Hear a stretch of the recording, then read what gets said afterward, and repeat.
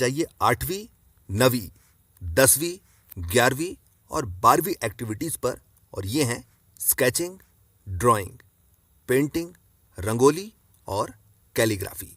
अब देखिए, सबसे पहली चीज तो आप ये समझिए कि चित्रकला का इस्तेमाल असल में कागज पर सोचने के लिए किया जाता है।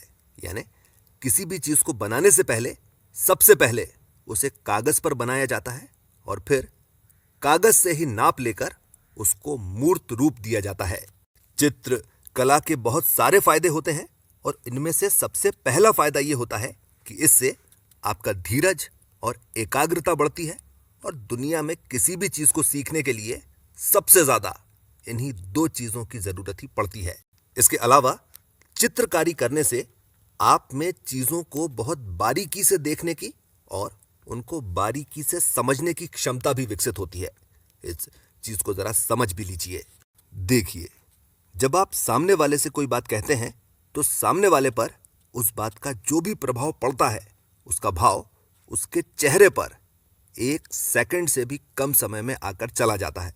और अगर आपकी नजर बारीक है तो आपको सामने वाले के चेहरे पर लिखा हुआ दिखने लगता है कि आपकी बात उसको सही लग रही है या गलत लग रही है, और उसके जवाब में वो जो कुछ भी बोल रहा है वो सच बोल रहा है या झूठ बोल रहा है। इस चीज को भी समझिए कि वो लोग जो सेल्स या मार्केटिंग की फील्ड से जुड़े हुए होते हैं, उनमें ये कला समय के साथ बहुत ही ज्यादा डेवलप्ड हो जाती है। पर अगर आप इस कला को बहुत जल्दी से सीखना चाहते हैं तो फिर आप चित्रकला सीखिए। इसके अलावा चित्रकारी करने से ना केवल आपकी फाइन मोटर स्किल्स और हैंड टू आई कोऑर्डिनेशन बेहतर होता है, आपकी क्रिएटिव थिंकिंग स्किल्स भी डेवलप होती हैं, और इन सभी चीजों की वजह से आपके लिए नई नई चीजों को सीखना, समझना और याद करना बहुत ही ज्यादा आसान होता चला जाता है। ऐसा हो सकता है कि आपको यह लगे कि यह तो कुछ ज्यादा ही हो गया, पर देखिए, पूरी की पूरी माइंड मैपिंग की टेक्निक जो है वो इसी प्रिंसिपल पर डेवलप की गई है। और वो लोग जिन्होंने माइंड मैपिंग की टेक्निक का इस्तेमाल किया है वो जानते हैं कि चीजों को सीखने, समझने और याद रखने के लिए माइंड मैपिंग से आसान तरीका और कुछ भी नहीं होता। ये हो गई एक चीज।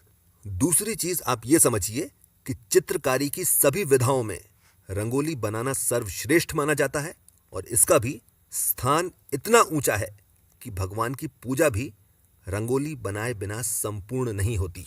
देखिए, जितना दिमाग रंगोली बनाने में पचता है उतना चित्रकारी की किसी भी दूसरी विधा में नहीं पचता। यानी केवल लाइनें बना देने से बात खत्म नहीं होती। कलर कॉम्बिनेशन भी एकदम सटीक होना चाहिए, और वो देखने में सुंदर लगना चाहिए, और वो भी इतना सुंदर लगना चाहिए कि भगवान को अर्पित किया जा सके।